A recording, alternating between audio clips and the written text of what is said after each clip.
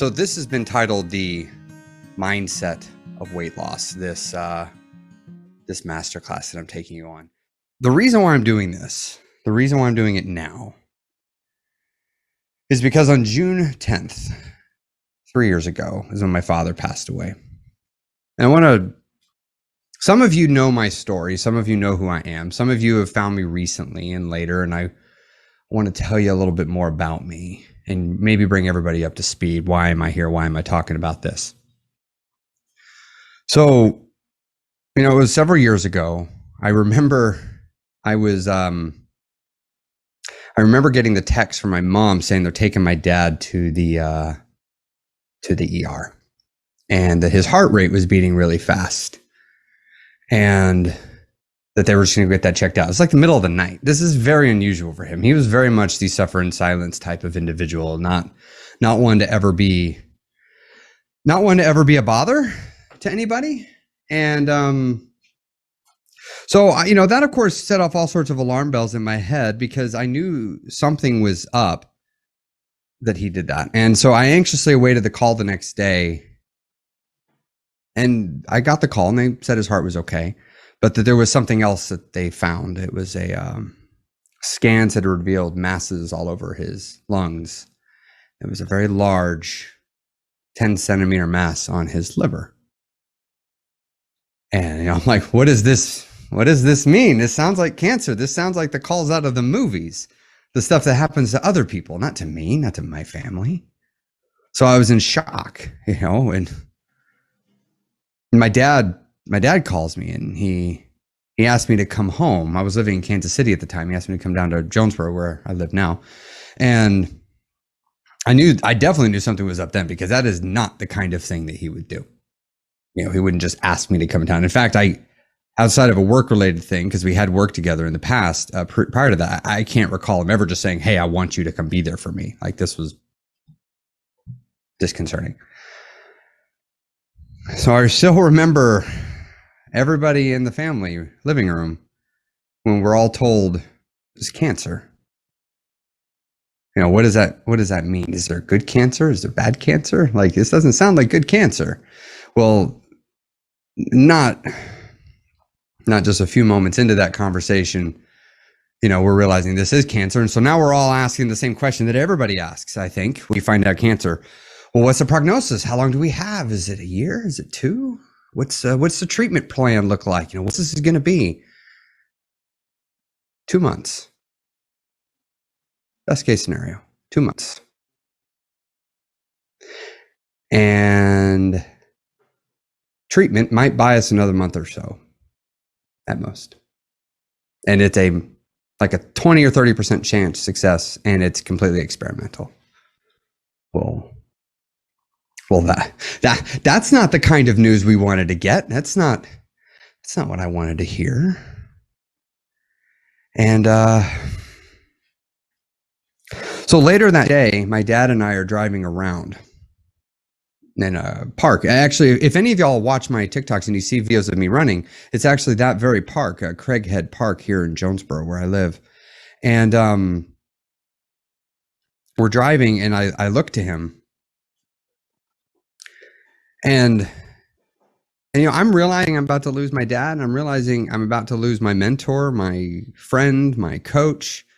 We've spoken every day of my life, pretty much. We've missed a day here or there, but generally we've spoken every single day. I don't know if any of you have someone in your life like that that one person that you always go to, that is always there for you, that always has the advice, always willing to tell you the exact thing you need to hear, even though you already know what they're going to say. Just hearing them say it is enough to give you everything you need. And so I'm realizing I'm about to lose that. So I turn to him and I say, if there's anything that you have been waiting to tell me, some lesson, something that you want to teach me, tell me, something you've been waiting for me to experience, maybe even, but could you go ahead and tell me now, even though I won't understand? Can you let me know? And,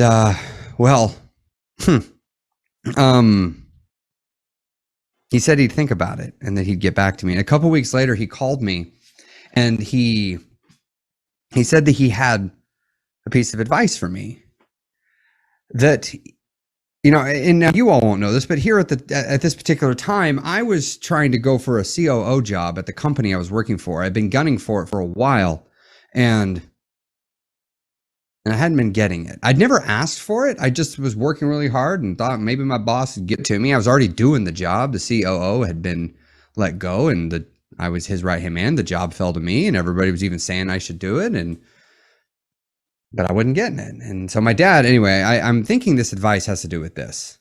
So this is the first piece of advice that I'm going to share with you all, that he shared with me.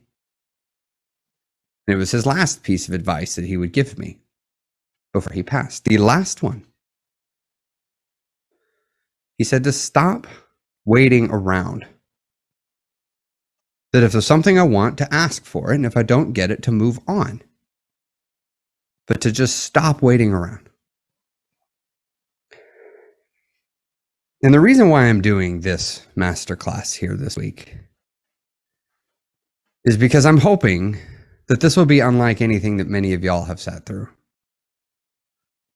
I've sat in many a self-help seminar. I've sat in many a leadership training class. I've read many a self-help book. I've watched lots of motivational people online over the course of my life, only to go, that's a neat idea. I'll do that one day, only to not do it.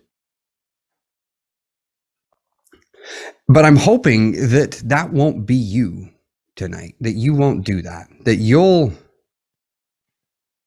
stop waiting around, just like I did. That you'll go for that thing that you've been wanting to do. I emailed everybody ahead of time to say, well, what is that thing in your mind, that question, that thought, that decision you've been needing to make that you've been putting off? Of course, as this is about weight loss, I'm going to presume that many of you, this is about weight loss specifically, but this could be about so many more things. This could be about something with your family, about something with your career. It could be something on a hobby. It could be something about personal growth. It could be anything.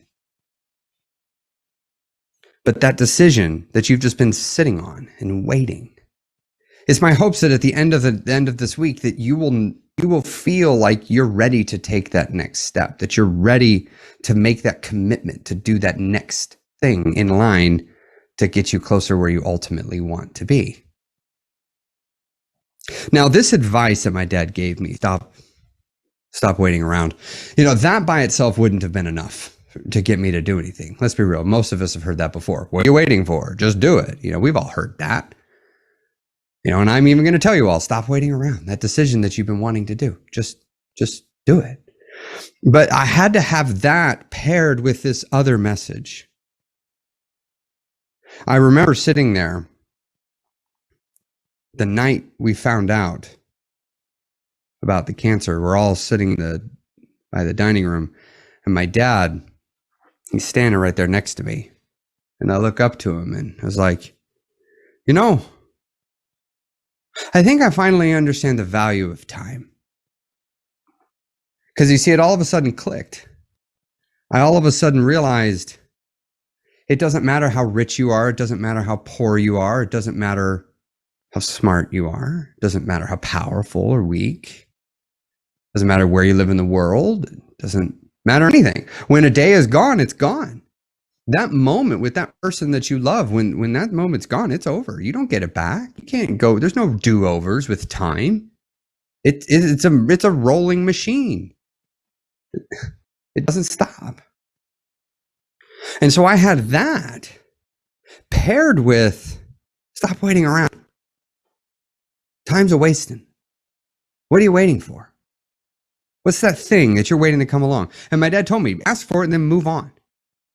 Now, full disclosure, we're not going to get into that story. I did ask for that COO position, and I didn't get it. And I moved on. Not just a few months later, to a much better job. But that right there, that stop waiting around lesson is what triggered me to start my weight loss journey. After the funeral, I'm sitting there with my brother-in-law and my sister. Kids are playing in Chick-fil-A in the playground. My brother-in-law turns to me. Now, I mean, I'm a big guy at this point. 200. I mean, for me, I'm 290 pounds, like, and fast gaining. He looks at me. He's like, "Man, I'm worried about you." I'm like, "Okay." I mean, I'm in too much shock to really think or do anything about this or react poorly or anything.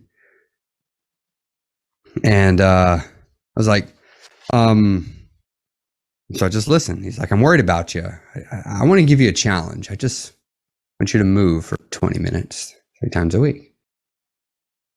And of course, immediately on the inside, I'm like, "Come on, I'm not that bad. I mean, I could do that. That's pretty dang easy." And then, of course, immediately my mind inside, because I'm having this dialogue in my head, my mind goes, "Yeah, if it's so easy, why aren't you doing it? If it's just so dang easy, how come you're not doing it? If it's so easy, why don't you go and do it?" That's what my brain's telling me. So I look at him and I'm like, "I can do that. I can do that." And so I get back home and I get Kansas City the following week, and I get in the pool and I start swimming. And just started. Just stop waiting around. Just like my dad said, just stop waiting around. We had the funeral and I'd been wanting to lose weight. I didn't know where to start.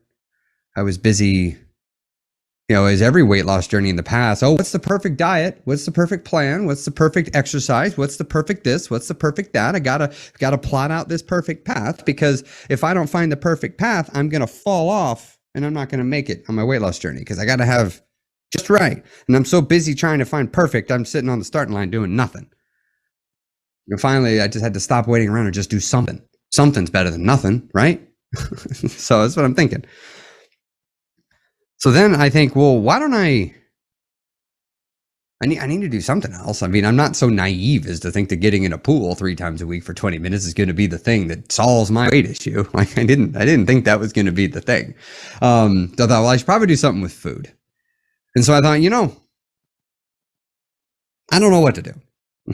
I've done so many other diets. I just don't want to go on anything miserable again. I'm already so miserable dealing with my dad's death, and I'm already miserable in this job because I hadn't asked for the COO position yet. I hadn't worked out the guts for it. I'm working like crazy. And so, but then I finally decided, you know what?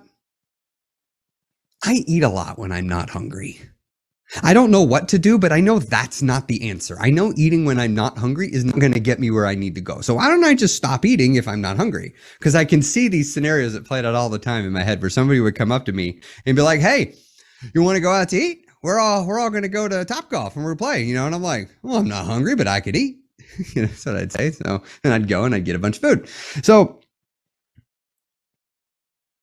I started really small and I stopped waiting around. And then I just let it build and build. But throughout this, I realized I need to do this right. I'm not going to fail again. Not going to fail. And so I thought, well, let's just this is feeling pretty good. This whole swimming and not eating when I'm hungry thing, or not hungry thing. Like, let's stick here. But what's my litmus test? And I've realized getting on that scale has not worked well for me in the past. And I'm realizing I'm using one of my dad's lessons here, which is to stop doing the same thing over and over and over and over and over and over and over again, hoping for different results, because that's the definition of insanity. He would remind me of that all the time. He'd be like, "Have you done that before?" "Yeah." "Then why are you trying it again?" "Oh, no, maybe I'll try it harder this time." No, do something different. And so I'm sitting there, looking at all of my weight loss journeys in the past, using another one of his lessons that we're going to get to in a second, and trying to learn from all of my past weight loss. And I'm thinking, well, gee, I always did these things and none of it's worked. Like none of it has worked. Why don't I realize, maybe I don't know what I'm doing. Maybe my intuition is wrong. Maybe my intuition is what's making me fat. Maybe I should do the other thing. So whatever I think I should do, let's try the inverse of it. So I think I should lose weight really quickly. Let's try to lose it really slowly. Well, then I get to the scale. I always start and get on the scale. Let's try not getting on the scale. Well, that sounds crazy. Who starts a weight loss journey and doesn't get on the scale? This guy. And it worked, by the way. So I said, well, what's my goal? My goal is to be thinner and to feel better, because I feel like crap. Like I just felt like garbage all the time. And I lied to myself by saying I was fine. I wasn't. My baseline fine was still quite terrible. Acid reflux. It kept me up 3 or 4 nights a week to the point that I just slept in my recliner because it was easier. I just left my pillow and blankets in there because half the time I was getting into there anyway. So I want to feel better. I want to be thinner. I'm like, well, I can tell that from my clothes, and I can tell if I feel better by just saying, hey, Terrell, how you doing? And I could just see how I'm doing. Let's just do that. This is keeping all the pressure off. Because what I realized is every time I started a weight loss journey, I just kept raising the bar so high that like failure was basically an inevitability because I kept making the standard too dang hard to impress somebody. I don't ever know who I was actually trying to impress. And so we'll just keep lowering the bar till this is easy because I'm in so much pain from my dad's dying that I just got to keep this simple, but I want to feel like I'm moving forward in some way. So we'll get back to my story and my journey, but to make a long story made short, from there, I continued to make incremental changes, step by step by step by step by step by step, until eventually I lost every pound, until I've now been able to keep it off. I've used the exact same formula to help me launch my own business. I've used the exact same formula in my running career with my big goals that I have that I'll talk about at the end of this week. But I want to shift and talk a little bit about today, tonight. Why are we doing this here? Why are we meeting now? Why this week? So this is the mindset of weight loss. You know, most of you have tried just working on the food. Most of you have looked for these perfect diets. Tell me what I'm not allowed to eat. Tell me what exactly I can eat. Give me this really strict diet. I remember one of mine, I went to a doctor. He gave me 800 calories in shakes and appetite suppressants after they did a whole bunch of tests that scared the shit out of me and basically said, this is how you're going to lose weight. It's going to be great. It's going to fall off you. And I'm only having 800 calories a day in shakes and puddings and soup that had no noodles in it. It was just broth, really thick broth. It was nasty. And I'm like, this is great. I'm so happy. And I'm fantasizing about food like I've never fantasized about food before in my life. But a doctor said this is okay. You know, it didn't work. I lost 60 pounds and gained every bit back plus more. Okay, well then, you know, I've also tried just working on my body. Let me just see if I can out exercise this eating. Let me just go get into sports. Let me go get into lifting. Let me go get into this and that. None of that ever worked long term. Like that didn't even work very short term for me. But maybe for some of y'all, you've been able to just brute force against your appetite. That's what a lot of teenagers end up doing. They just brute force through the fact that they're growing into adults and they're active, outdo their just garbage eating habits, which usually catches up with them when you notice teenagers often get a little bit bigger when they get out of high school. But most of you have tried one or the other. You have tried to work on your body. You've tried to work on the food. Some of you, in fact, have achieved a lot of success. It is not unusual for me to meet with somebody and to find that they have had 100 pounds of weight loss. I've had several people have 100 pounds of weight loss multiple times over.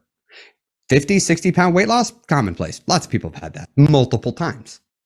Because what happens is everybody's out here working on the food and working on the body, but you're not working on the one thing that if you don't fix it, it will override all of your results. It will always cancel out everything. Everything. You always snap right back to your old self. And the thing that's getting is you're not working on what's going on up here. It's the thing that I wasn't working on. All I was ever trying to do was change the food. I was looking for a temporary fix. The way I like to equate this is most of us we're going in a rowboat and the rowboat's taking on water. We're like, well, that's not supposed to be there. Whatever. And we just keep rowing. And then the water's getting higher. Well, that's not good. My feet are getting wet. So let me bucket this water out. And we get back to rowing because I got somewhere I got to go. You know, I got to get to the other side of this whatever body of water. And we just keep rowing, keep rowing. Well, the water's back again. Whatever. You know, you keep rowing. Gosh, I really don't want to bucket that out. Whatever. I'll keep going. And my feet are already wet. What's the big deal? Keep rowing, keep rowing. All right, the water's getting a little high. Let me bucket this water out. And then you just keep rowing. And then the water's coming like, gosh, dang it. This is going to take forever if I have to keep bucketing this water out. So I'm just going to keep rowing, keep rowing, keep rowing. And then eventually the water's getting higher. And I'm like, you know what? I can keep rowing even with the water in here. It's fine. It's not a big deal. I'll just keep rowing. You keep rowing. And then now the boat's getting a little heavy. You're actually noticing it's getting harder to row because there's all this weight inside the boat. So let me get this out. So let me bucket the water out. And then now you're tired. So you didn't get all the water out. You only got half of it out for like, screw this. I'm gonna get back to rowing. Next thing you know, you're just fighting your boat taking on water the whole time. And if you haven't all picked up on the analogy, this is your body gaining weight. Well, Well, all you're ever doing is just getting the water out of the boat. You never actually fix the hole.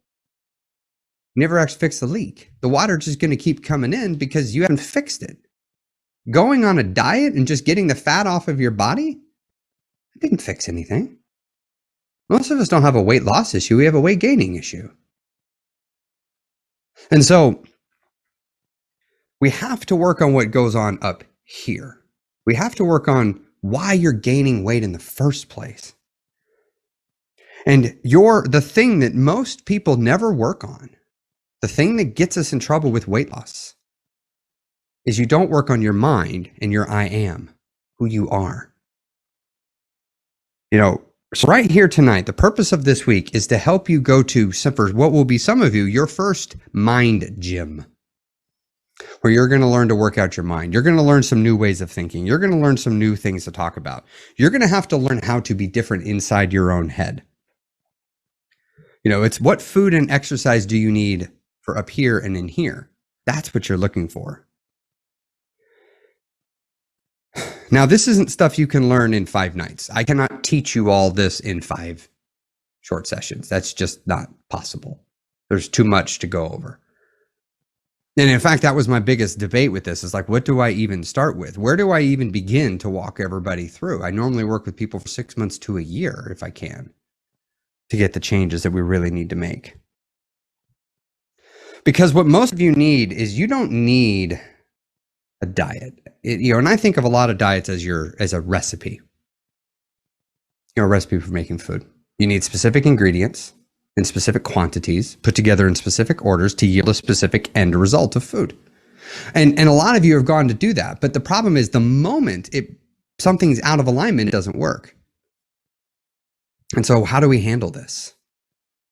And so as I was debating that and thinking, what can I teach to help overcome this? I realized I want to share the lessons my dad taught me to you all. No, a lot of you, none of y'all know this guy here, who he is. But if you've liked anything that I've ever taught or talked about, I owe all of it to him. Because if he didn't teach it to me directly, he put me in a place where I'd find it and learned it on my own on how to do this. And so I have written down over here, you all can't see it, it's off camera, everything, the key lessons that he taught that I'd want to teach. Now, he was a very successful businessman. He built a company from 0 to 15 million in annual revenue in a market with no one knowing nothing. Took over 40% of the market, and then later went and sold that sold that company. And it was really neat to see and have a front row seat to that, to see the hard times and see how he overcame those. But there was one lesson, one thing that everybody, when I started asking around, what is the one thing that Johnny Terrell taught you? What was the one thing that Johnny said? And they're like, he would find the positive in everything. He was so annoying with it. Growing up, it was the most annoying thing about him, is you would go to him wanting to be in a bad mood about something that happened, and he'd be like, oh yeah, that does sound terrible. But what about this thing over here that, he'd point at this one little silver lining. I'm like, I don't want to talk about that. I want to talk about this thing. It makes me mad. Yeah, I know. You spent the last hour talking about that. But what about this? Well, I don't want to talk about that. I want to talk about this. I know, but I'm getting kind of bored of this. Why don't we talk about, what are you going to do about this good thing? It would just drive me nuts. And it would drive everybody that knew him nuts, because he would just rub your face. He would, like a dog that messed up on the carpet, but he'd rub your face in the positive. Like, you're going to look at it. And if you're going to come talk to me, I'm going to make you see the positive. Otherwise, don't come to me. And I remember when I was younger, I would sometimes be like, how can you be positive in this? I remember a couple times where where at one point, the company lost like 1/10 of the business overnight, because it just happens in commercial cleaning. Sometimes you lose accounts. And he's like keeping a positive headspace. I'm like, this should like be bothering you. Like, that's a lot of, this is going to really hurt. No, we'll figure it out. We always do. It'll be fine. I'm like, but how? Like, I don't know. It just will be. It always is. So there's 2 things that I want to pair for tonight. Finding the positive and turning a negative into a positive. And the reason why I'm doing this tonight, why you all are here, why I'm here, is because I have chosen to not let my dad's passing be a negative. Which is crazy. Some people are like, well, wait, no, it's grief. You're supposed to be sad. You must not have loved them. You must not have, missed them if you're not going to be sad. And I remember standing there in the room. Family's there. He's laying in bed gasping. Like the end is any moment. And my mom leans in and whispers, "It's okay. We'll be fine. You can rest now." And he took one breath. And then that was it. Just right there, just like that. And I'm standing there across the room watching this. Like, what does this mean? What just changed? Because I'm like, I didn't know how to take this. I had somehow managed to make my way into my mid-30s without having ever lost anybody really close to me. I'd never watched anybody pass away. And the first person I'm losing like this is my dad, like the closest person to me in my life. And I didn't know what to do about it. And so as time moved on, I kept telling myself, I got to find something positive here. I can't let this be bad, because that's what I watched him do that when his mom passed away the year prior. And I'm like trying to desperately hang on to something positive. And it was really hard. I couldn't find anything. I've since heard a statement goes, if you can turn the worst day of your life into the best day of your life, you can have anything you want. Think about that. Think of the worst day in your entire existence. The one that if you think about it too hard, it's going to maybe bring you to your knees. Imagine if you could turn that into the most powerful, positive influence in your life. And so I chose to use his passing as motivation for me to move forward. The sadder I got, I channeled it into my weight loss. The angrier I got, I channeled it into my weight loss. Channeled it into workouts, channeled it into what I was doing. I told myself that I can't let that moment, I can't stay there in that moment of watching him take that last breath. I can't. It haunted me for a year. I'd close my eyes and I'd see it. I didn't want to see it, but I'd see it. And I had to give it new meaning. And this is a lesson that from something he taught me. Find the positive in everything. Finding the positive is a choice. If you look hard enough, you can find it in anything. I'm looking really hard. This is hard. But as I started having success in my weight loss, as I started feeling it working, as I processed the grief, I realized just me is not enough. I need to give even more positive to this. And so I decided I'm going to do 5 days of giving away some of his best teachings that influenced me in my life, that helped me be successful. Many of the things that people have heard and that they like. I talk about in my podcast, I talk about in TikTok, I talk about in my coaching. And I struggled to whittle it down, this list, to what I want to tell you and what I want to talk about. So the first thing is lesson 1, the one that I learned in business, that I brought into my weight loss journey, that if I had to pick any single technique that he taught me that helped, this is probably one of the most important ones. And this is what I want you to write down. I'm going to flash it up on the screen here in a second.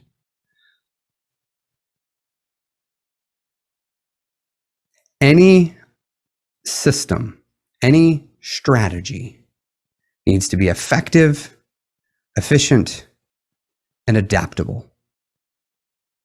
It must be effective, efficient, and adaptable. So if you remember earlier, I mentioned about recipes. We say we want a recipe for weight loss.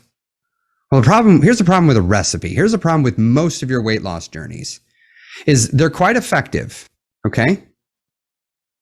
They'll get the weight off your body. Look, that 800 calorie a day diet I did, the weight doctor was not wrong. The weight did indeed melt off me. It's what happens when you starve yourself, apparently. Was it efficient? Yes, very efficient. It did not take a lot of effort. I just had to basically not eat anything and just have this, and weight would fall off me. But it was not even remotely adaptable. Because you see, I'm a human. I'm a person. I'm not a robot. I have emotions. I have needs. I have desires. I have things I want to do. And so on my every weight loss journey I'd ever done in the past, when I'm reevaluating all of my past failures and learning how to shape them into something else, I realized that they all were missing the third part. None of them were adaptable. They only worked under certain circumstances. And the moment something came out of line from that, it broke it. And so I was like, I know in business, this would be a bad idea. Like if somebody brought me a process that was only effective and efficient, but not adaptable, I'd say, go packing, come back when you found something that fits all three. You got to bring me something that's adaptable, because life is not some stable, stagnant thing that's always exactly the same. It needs to be, in fact, almost infinitely adaptable. I know I'm going to sacrifice some effectiveness. I know I'm going to sacrifice some efficiency, but I need the adaptability, because if it's not adaptable, the moment the conditions aren't there, the whole strategy breaks. It collapses. It crumbles. It no longer works. And so I started looking at weight loss in this vein of effective, efficient, and adaptable. And I started going, well, if I'm going to make something adaptable, I need to understand its basic elements. So I started looking into weight loss. I started looking into diet. I started looking into nutrition. And I started realizing that every single diet leads back to calories in, calories out. Every single one of them. That's interesting. Every one. They all trace back there. So why am I making it complicated? Why not just start there? Why not just make it just about the calories? Literally drop everything else and focus purely on the caloric value of the foods I'm eating. I'd never thought of that before. I had heard of calories in, calories out, but I always assumed that meant you had to only eat healthy things. Like calories in, calories out only works if I eat lettuce and boiled chicken and broccoli. If I have a piece of pizza, that doesn't work. You can't have pizza and lose weight. That's not okay. That goes against all the rules. Well, then I started to realize, oh, wait a minute. It's just about the calories. So I wonder if this will work. Now, here's the part where I want you all to, another lesson from my dad is don't just make a decision overnight. A lot of times my weight loss journeys were like, I want to make a change. All right, I'm going to do this tomorrow. And then I would do that. Oh, no, I'm going to do this tomorrow. Oh, no, I'm going to do this today. I mean, just constantly changing everything every week, every 2 weeks. I see this from so many people where people are constantly changing every single time. And so you must find an effective, efficient, and adaptable strategy. And I'm finding that everything goes to calories in, calories out. Well, that seems awfully adaptable. Because I've started to realize that health and calories of food, that doesn't seem to matter. It's just calories. Everything that you find is just calories, just calories, just calories. And it was weird. Part of me still wanted to go back to all these old mindsets, these old ways of thinking. Oh, carbs are bad. I can't touch a carb. If I just look at a pizza, I'm going to gain 2 pounds. Oh, well, I have to exercise. I have to go to the gym. I have to. If I don't go to the gym 6-7 times a week, I won't lose weight. Because that's what I've always been told. But remember, I learned what I thought I wanted to do hadn't been working. So let's try something else. So if everything comes back to calories, and it doesn't necessarily matter the health of the food, and I started realizing, wait a minute, I can do this everywhere because I have my Fitness Pal. It tells me the calories of the food. I'd never used the app before, but I loaded it up and started looking. I'm like, well, this is pretty cool. This is pretty simple. This doesn't seem to take much work. Why don't I do that? So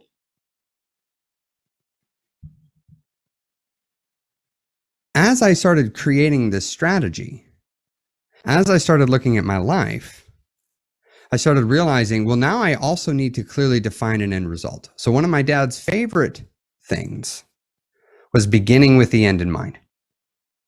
You need to always have an end goal, know what you're working towards.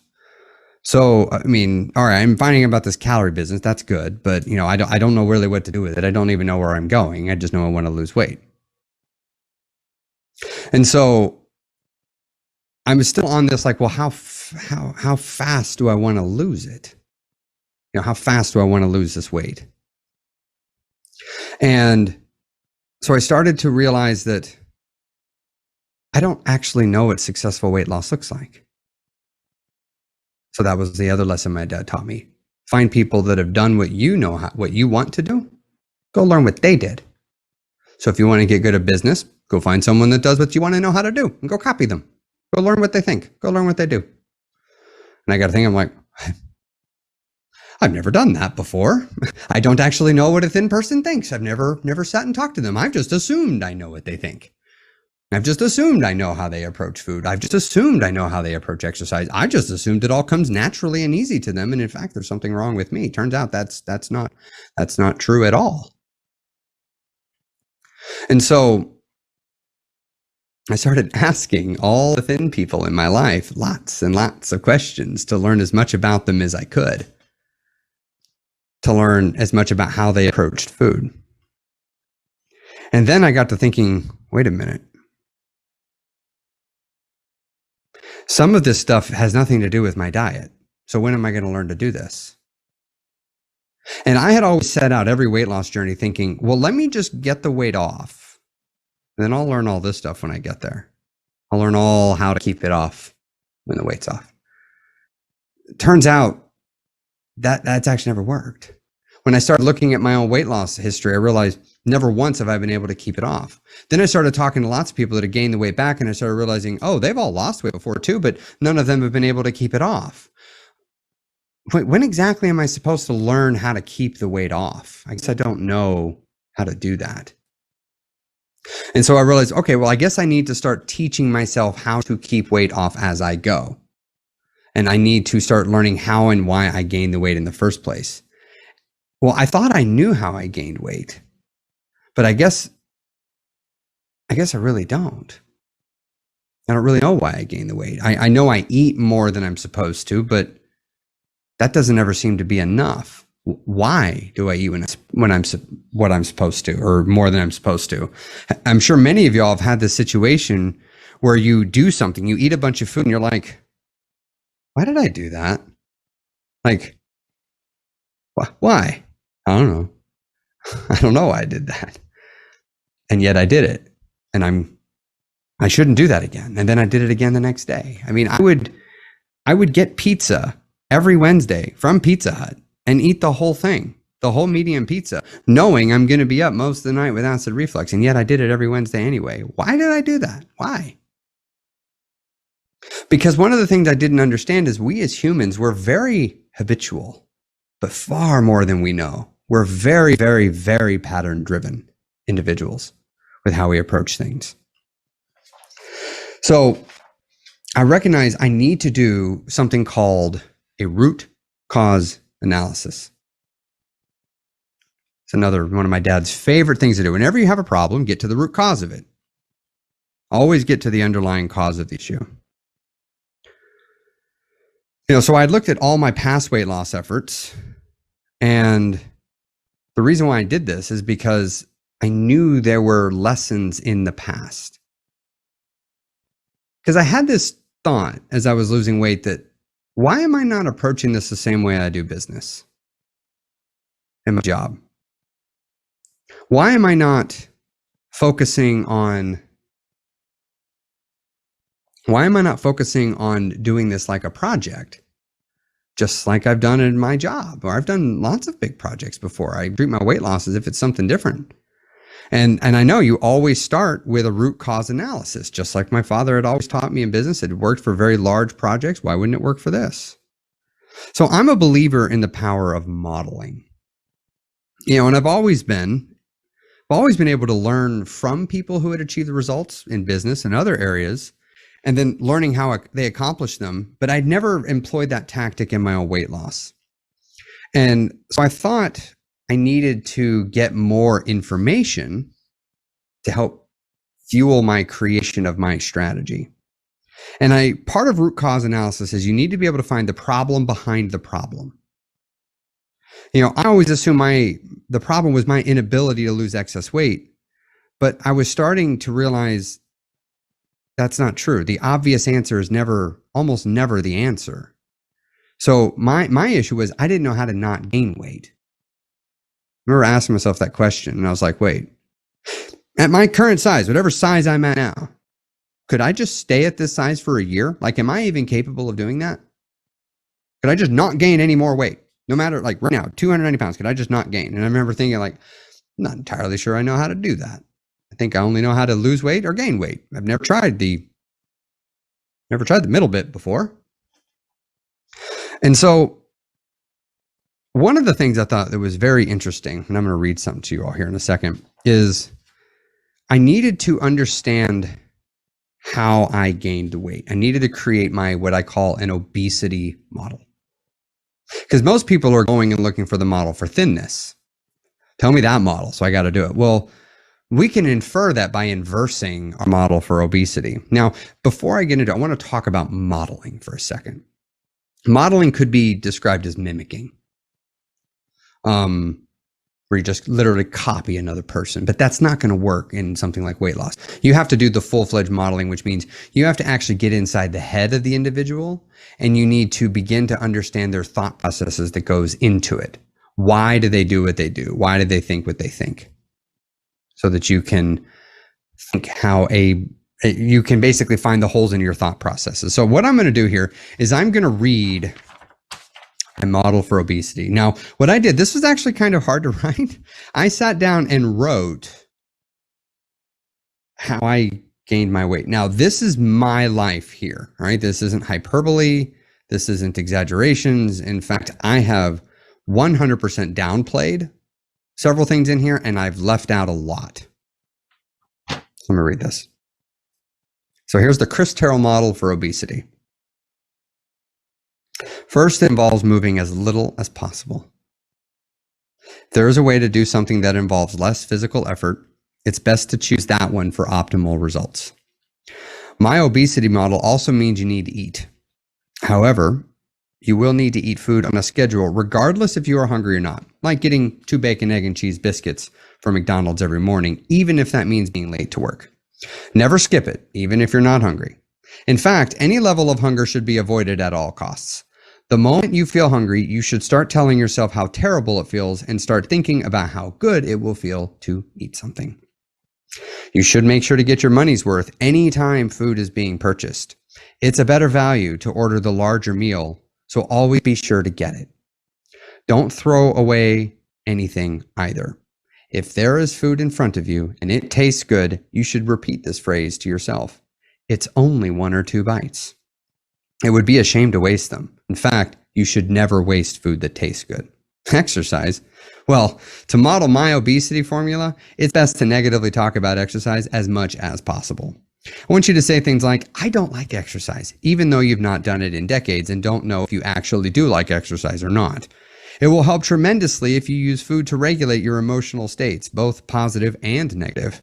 Anytime you're meeting another human, it will be good to have food there to really enhance the experience. To really cement this mindset, it will help to complain about a lack of food at functions or to complain anytime the food isn't very good.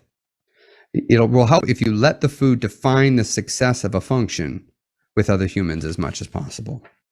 In addition to all that, you should equate food to the most powerful of all human emotions, love. Use food to show love for others. Use food to receive love from others. And use food to show love for yourself. Whenever you're feeling a lack of love in life, make sure to show yourself love by giving yourself the foods that you love and say things like, I really deserve this. I've had a hard day. Whenever you realize you're eating and you're not hungry, just tell yourself you deserve it and that it tastes good.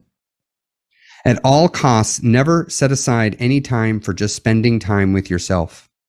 My obesity model is much easier to do if you never sit alone with your thoughts for too long. Make sure you have a steady stream of music, TV, movies, games, podcasts, audiobooks, and social media in your life to take up even the smallest amount of quiet alone time. Lastly, make sure to tell yourself over and over and over and over again that you cannot lose weight. Say it so much that you believe it deep down to your core. Make sure you're mean to yourself in your head. Anytime you step out of line, tell yourself how terrible you are. Don't ever allow yourself to believe you can change your weight. Stay off of scales. This will be harder to stick to if you are feeling any sort of negative feelings about how big you're getting. Avoid pictures. Avoid situations where your growing size will come up. Create as little awareness to your size as possible. Eventually, you will even begin to train your mind to see yourself differently in mirrors. That is when you know you're really doing this right. I wish I could tell you this was an extreme example. For those that have never battled weight, this will all sound so foreign to me. But I'm simply writing down my own model for my actual life. And I'm still leaving out pages of information required to achieve my obesity state. For me on my success, it was essential that I figure out what I was doing was gaining weight.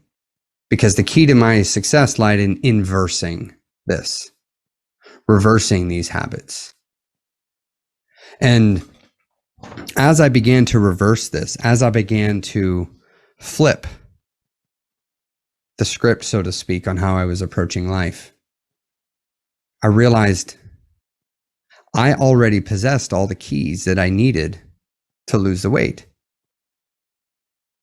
I realized that I already knew how to do it because I already knew exactly how I gained weight in the first place. Everything I wrote there wasn't hard to write because I just had to sit down and have an honest conversation with myself. Getting to the place to have the honest conversation, that wasn't the easy part. That was the much harder part, to have that real look at myself in the mirror. But my dad's second favorite thing, and the thing we're going to talk about tomorrow the most, is controlling your thoughts. My dad was massive on that, at controlling your thoughts. That you have to, that in fact, what you believe will become reality. He used to keep copies of a book, As a Man Thinketh, and he would just hand them out to people. Just give them out. There's little tiny books, and he would just give them away to people. He was trying to get everybody to understand, like, look, what you think becomes real. And he would tell me, and I didn't hear him. I didn't listen. And when he died, as I'm trying to take into account all of his lessons, I realized everything keeps coming down to my thoughts. Because you see, as I read through this obesity model, several of the things in here really stuck out with me, like love for food. I would feel like, oh no, I can't. How will I've got to show love to this person. I need to make them some food. Oh, this person is showing their love for me. I have to take this food. I don't want to offend them. That was all just something I came up with in my mind so that I'd give myself permission to do really what I wanted, which was to eat the food. I didn't want to say no. It was just, love is a very easy thing to use. You know, I find it interesting because I've lived in two lives now. I've lived in a world where I was gaining weight and fast gaining, and I've lived in a world now where I'm the opposite. And they're still close enough in proximity to me that I can vividly remember the other side for me. And I can, you know, and of course, this side is my current reality.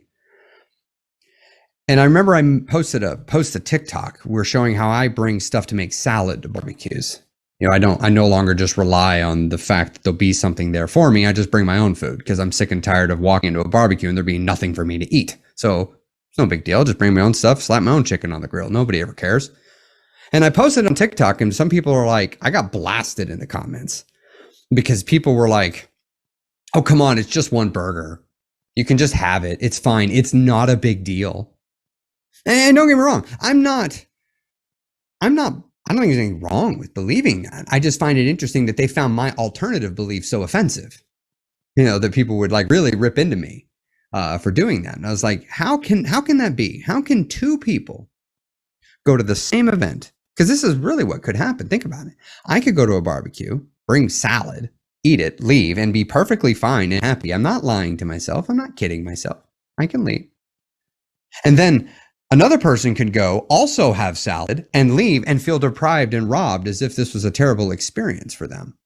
We both can have the exact same experience and yet feel completely differently about it. Why? Which one of us is right? Which one of us is wrong? I don't really think either one of us is right and wrong. I think it depends on what you're ultimately trying to achieve. If you want to have a happy, if you want to have a healthy body, when I say healthy, we're talking in the standpoint of size, doesn't equate to health in all other areas. But if you want to have a properly functioning body, you might have to alter how you eat. You might need to do some exercise. You might need to, if you want to lose weight, you might need to eat a little bit less. I can tell you, because of my physical training I do, sitting around eating a bunch of burgers, I notice it in my training. So I don't like to eat that stuff. I actually don't feel good. I notice it. So for me, it's no big deal. It fits with my goals. Another person goes in, it doesn't fit with their goals. So here's what I want each of you to do tonight, and as we come back to tomorrow. That decision that you're thinking about making, for some of you, it might mean I'm ready to start my weight loss journey. For some of you, that might mean you're wanting to take it to the next step. Whatever it is. I want you to figure out, why do you want to do it? It's not just enough to know what you want that next step to be. That is important. That is step one. Like, where do I want to go? But I want you to understand why. So before our next session tomorrow, I want you to go to my website, christerrellcoaching.com. Just right there on the homepage. Just as soon as you load it, boom, there's video. I want you to watch that video. Give it a watch. And at the end, I give you a exercise you can do for your for how to figure out a why. And I really want you to get into, why do you want to take that step? Now, I am saying the word step on purpose. Don't do, I want to lose 50 pounds, 100 pounds. That's not a step. That's a project. Okay. Why do you want to take this next step in your big project? I'm assuming if you're here, you want to lose weight. So that's a given. I know you want to do that. And maybe some of you are wanting to do something else, but so if your next step, why do you want to take it? What are you hoping will come as a result of it? What are you hoping you will feel? Not necessarily immediately. It could be the cascade effect. And we're going to talk about how we build up on that. We're going to talk about how we take that a step further. And we're going to talk about how you can make changes in your mind to help make it easier to actually do this thing. So again, you can find that by going to christerrellcoaching.com. Now, somebody in here asked you, you're going to ask for the why. Yes, indeed. Of course I am. And of course I'm going to have you do with the why, because everything always comes down to a why. Because here's the thing. My favorite quote from Nietzsche: he who has a strong enough why can bear almost any how. If you've got a good enough reason, you'll do anything. A great analogy I like to use is, imagine a mother with 3 children. Would that mother steal food that has a job? Probably not. But if that mother has no job, no money, and the children haven't eaten in 5 days, I'm willing to bet that mom's going to go steal some food. Because you got a strong enough reason. She may not be stealing it for her, but she's going to steal it for her kids. And so your why will drive you to do anything. So ultimately, if you keep getting stuck on something, and if you can't get yourself to push yourself to the next step, to take that next action, it's because your why is either not present or not sufficiently strong enough to motivate you to take that next step. Now, again, we're going to talk about a few more pieces of that. So ponder on your next step, ponder on your next action. What is it going to be? And then go watch that video right there on my homepage and do the why, the levels of why exercise at the end of it, but for your task, for that thing that you're wanting to do. Thank you all so much for being here. Thank you for giving me this opportunity to share some of these lessons with you all throughout the rest of this week. I've got some really exciting stories that I want to share with you all. I've got some exciting principles that you can use. And most of these you can actually apply in other areas of your life, because my dad wasn't teaching me these necessarily for weight loss. And it was really great to see so many people in here. We got people from all over the world. It's really exciting to have you all here, and I'm very humbled and honored.